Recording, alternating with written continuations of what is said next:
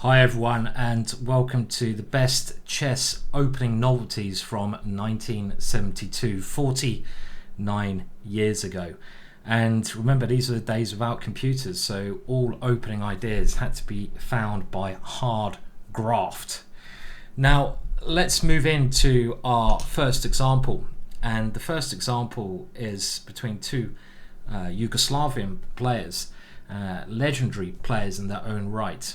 We have Velimirovic, who is a real renowned attacker and theoretician. He loved attacking, loved throwing his pieces at his opponent's king, as we're going to see a lot in this series of YouTube videos. His opponent was Ljubojevic, a very famous player in his own right. And this was a very exciting game. It started off with the open Sicilian, and this was an opening that Velimirovic, basically, I wouldn't have played black against him in the open Sicilian because he seemed to crush it on a regular basis. He came up with very interesting ideas. Again, remember, no computers. Very interesting and unique ideas on his own in various positions, open Sicilian positions. Now, with the open Sicilian, you can say this is the starting point. You could say even that black has a better pawn structure, more pawns in the center. But the danger that black often has is white's space advantage. White is already encroaching on the fourth rank there. And white has two pieces developed, two lovely knights in the center. Black plays the Najdorf, and now bishop g5, the sharpest line. Even nowadays, this is considered the main test, as we see Fabiano played against MVL in the recent candidates. E6, key line, and now f4. Going for a setup where white brings his queen out on castles, aiming to try to attack black's position with these pawns. So developing, bringing pawns into the middle, increasing the pressure. Bishop e7, and now we continue, queen f3, queen c7. The idea of this is to boost the center, have some pressure on the c file, but also after some b5 move, be able to meet e5 with bishop b7, where it's defended by the queen. White now castles, black continues developing, and this is a well-known position. White brings his bishop to d3, the last piece into the game. We see this b5 move. So yeah, as I mentioned, the point of this queen is here, if you play e5, then bishop b7 is a decent reply. The queen defends the bishop, and this is absolutely fine. So black is aiming to start his counterplay, and okay, there's one more piece maybe which is not taking part. So now Velimirovic brings this into the middle, rook to e1, and after bishop b7, both sides are now finished the development, and here an amazing idea is unleashed on black's position. And this is our first amazing idea from 1972, our amazing new idea. Now, the idea is quite a common idea in the Sicilian, and it's something that comes up time and time again. If you want to get better at chess, it really is about understanding certain tactics, certain middle game themes that you may be able to play on a regular basis. If you play a setup like this, you've got to know the following idea. And that idea, can you guess it, is the knight jumps in. That brave knight gives itself away to try and open up lines towards the black king. And this must have come as a really nasty shock to Ljubo, who suddenly has some major problems to deal with. Now in the game, Ljubo tried to keep things a bit closed when knight takes d5, but of course the key variation here is what happens if black takes with the pawn. So capturing with the pawn, and now white's idea is pawn takes d5. Knight f5 would lead to the same thing, but this is the most logical move, opening up the e file for the rook. If black castles, we take the bishop on e7, and white is just trying to make it very hard for black to castle, and combining a lot of the pieces. Knight to f5, sometimes the knight comes to c6. And there's a couple of lines here, and black can defend. I've got the advantage of using the computer, but imagine how hard it would have been over the board to find the right way through these complications here for black. It looks like he has to try king f8 to get out of this line. Now, he can't really take this pawn. This is the first thing you should calculate. If bishop takes d5, remember you can pause this at any moment if you want to try to find the tactics yourself. White's idea, and you have to play super aggressively here, you've given up a whole piece, so you should be looking for crash, bang, wallop, through the middle. You know, try not to cheer during a game if you get this in. It's a little bit rude.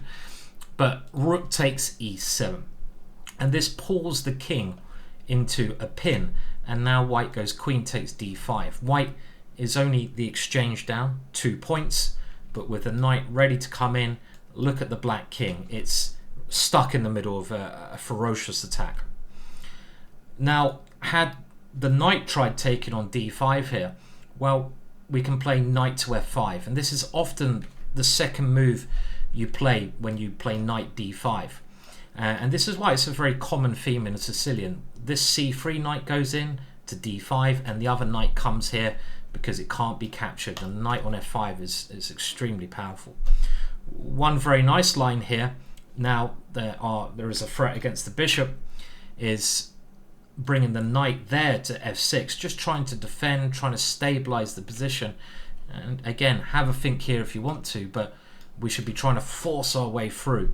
And a nice line goes bishop takes f6. Let's say black goes knight takes f6. All of a sudden attacking the queen, piece up. Is this okay? Well, no, because of crash, bang, wallop, queen takes bishop. And the knight will come into this square, pick the piece back up, and white's a pawn up. I know it's only a pawn advantage, but you've got to think these players playing in the Yugoslavian championships were the best players of their day. Let's just have a look at the two players. It's always nice to put a face to the game. And Velimirovic is a player who's not mentioned so much now in the modern era, but he was really such a brilliant attacker. You hear like of Mikhail Tau, you hear of other attacking players, but this chap with games like this should really be remembered. And his opponent, Ljubojevic, is another very famous chess player who apparently spoke many different languages, extremely intelligent. Could be a little James Bond actor there, looking very suave. You know, there you go, putting a face to the. You know, he's not crying in that photo, but maybe he was after this game. Sometimes though, if your opponent just plays a fantastic game, you just have to give them credit, right? You have to be like, wow, and you can't be that upset. I'm always upset when I lose, but still, you can be less upset. So another line here after pawn takes, and maybe the way black should play is king to f8, getting out of the pin. And I was looking at some lines here. Knight to f5 looks logical, but the idea is now the bishop can go back to d8 and something like queen g3. And now if black finds rook to g8, the computer likes black's position. Still seems very unclear to me, but this is the kind of an opening analysis you need to do if you're playing these lines. But again, showing some danger here. If black had now taken the pawn on d5, this is just too greedy. When you're faced with such an attack, you can't grab pawns. The winning move is bishop h6, disaster on g7 coming. End of game. Now let's have a look at the rest of the game because it was quite brilliant. So in this position, after pawn takes d5, black's not a piece up, but he's kept the e file closed. He takes on g5, hoping to castle next move, but now another amazing move, and it really is a brilliant game. Rook takes e6. And again, you know, these moves, they just are so aggressive, so fun to play, and the point of this move is that after knight takes e6, this knight stops black castling, and it's worth a rook. White is a rook and a piece down, but he's attacking the queen, and after a queen move he's going to win that piece back. Black now played queen to a5, and this logical move, guarding e1, attacking a2, is actually a mistake. Queen b6 was a better attempt, and black may be able to survive here after the continuation of the game. Check, the queen comes in. The point being black has the e3 square, stopping white's rook coming to e1. So in this position, white can only really attack with these two pieces. Maybe the bishop will sacrifice itself, but the key number to doing a successful attack is 3 pieces, and the rook here can't get in the game. Now queen a5 was met by the same idea. of getting the queen as near to the black king as possible. And now there's ideas of bringing this bishop in, and if queen takes a2, black gives away control of the e1 square, so white can continue sacrificing. And well, in this position with a number of checks, white starts to pick up a lot of pieces, and the point being the rook now comes here, and it's those 3 pieces, the magic number, attacking a lone king. So black tries rook g8 to defend, but now another brilliant move. The rook can't come to e1, and when you're attacking, you've got to look at getting the reinforcements in, and rook d2 was brilliant, bringing the rook to e2. Very hard move to see. King to f7, best defense, but after knight to f8, knight takes f8, black just can't defend here. If he tries to take this in either way, white's pieces will flood in, and the game ends with black trying to come back to defend, but now white can even go into an ending where after the knight comes to f6, white has 3 pawns for the exchange, but this knight stops the black roots coming in. And there's nothing really that black can do because the knight is so strong, and white can just slowly push forwards. The game ended quite abruptly with these 2 pawns moving on, and the rook now just coming in. Black resigns. Brilliant game there. So our second game we're going to look at is, well, it's from one of the most famous, if not the most famous, World Championship match.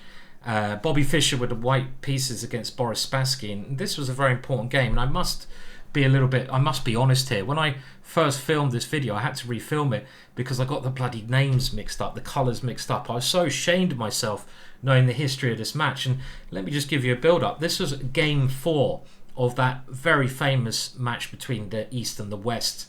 Now, the score was 2-1 in Spassky's favour, and he had the black pieces here. Bobby Fischer had forfeited 1 game in round 2, so he went 0-2 down. The last game went in Bobby Fischer's favour. We'll see that brilliant idea was played in that game, knight h5. I was thinking about including that as novel to the year, but this one I thought was even better. And had Spassky won this game, he would have gone to 3-1. Let's just see what happens. Now again, we are really looking at the novelty from Spassky's side, the side of the black pieces. We get another Najdorf. We go through the moves reasonably quickly here. I'm sure you know what these players look like. There is the young Bobby Fischer, and here is the charming Boris Spassky. Apparently a very, very nice chap. And the game continues now with this. Well, I say it's a Najdorf. It quite soon goes into a Najdorf, but first of all, Spassky goes knight c6, which is more of a classical Najdorf, very similar. Bobby Fischer nearly always brought his bishop to c4 on a Sicilian. e6, bishop b3, bishop e7, bishop e3, both sides developing, castling, and now we see it go into sort of more Najdorf kind of territory. This is a position you could get from that. f4, and we're still following theory here, and now black starts this counterplay as we saw in the last game with this push over here. Do note the white king is castled kingside. a3, just to try and stop that pawn causing any more havoc. Black's idea really, he'd love to win this pawn on e4, and after bishop b7, queen d3, they reach a position both of them must have analysed. White is 1 move away from securing his centre, and then he can use these 2 pawns to attack, as we've seen before. Other ideas that Bobby has here is to swing a rook around and try to attack the king like this. But the next move, a5, was a fantastic novelty at the time. And this is just at the right moment. Had black made any slight delay, then white would be able to consolidate. And you want to stop your opponent consolidating. What is the idea of this? Well, if we take with the queen, bishop a6 wins the exchange. If we take with a knight, we lose protection of central pawn, and central pawns are considered more important than wing pawns, and this would have been a very good move for black, just getting a central pawn. So Bobby plays e5 first, so he doesn't lose that pawn, and now we see the real point that, yes, Bobby goes a pawn up, and you might be thinking, where is black's compensation? Knight c5. And this is long-term positional compensation. Black is going to win a bishop, but look how strong this bishop is here. Very deep idea. After an exchange on c5, now black brings his queen in. If he can win a pawn back with these two snipers, he must be doing well. The queen comes to e2 to defend this one, and we can see here that well, after rook d8, all of black's pieces are just functioning so well. So it was a sacrifice to activate, to get the bishop pair, and to stabilize the position. Rook d1 happened, and now a simple exchange on d1. Here bishop e3 might have been slightly better, just trying to win that pawn immediately, but Spassky keeps under pressure with h5, just trying to increase some attack against g2. Let's, you know, the black king is so safe here with all the pawn protection, but the white king only has 2 pawns. Fischer must have been quite afraid here. Fischer throws in the knight, trying to attack the bishop, but it just steps back to a8, keeping on the diagonal. Bishop c4, trying to bring it around to a better square, and Harry keeps on going. h3, but this move weakens the dark squares, and now black tries to come in. Bishop f4, queen g3, queen h2 would be one very common pattern against this weakened light square formation. If your opponent puts pawns on one kind of square, the light squares, the other kind of squares, the dark squares, is where you look to attack often. And here we see that Spassky even wins his pawn back. Now the critical moment came a little bit later with Spassky playing great chess still, and around here he decides to give up one of his bishops, which is okay, but now he plays, and this is maybe even a critical moment in the match. Imagine if you went 3-1 up, history could have been rewritten. And here he plays bishop d6, and this forces queen c3 with a very horrible ending for white, because white has so many horrible pawns. But you must, you know, give Fischer a round of applause for holding this game. Really tremendous defense. We won't have a look at the end of the game here, but he goes on to hold this. But the key moment was, well, and this is an important thing in chess, you should be looking at what your opponent's trying to do, and queen c3, even though the ending's bad, it does give white defensive chances. So we should look at improving our position whilst trying to stop that idea. And the lovely swinging rook move, rook h4, would have been a great way to improve the positioning of that rook and stopping queen c3, because of course the bishop drops. And I really think Spassky may well have gone on to win with such a move. It also threatens ideas like g4, because now the queen can't take it.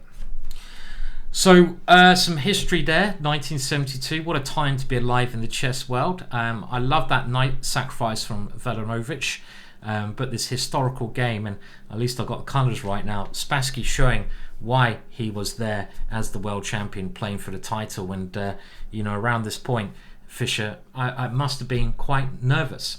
Now, what else happened in 72? Now we go to my little history lesson. Well, Richard Nixon orders the development of the Space Shuttle program.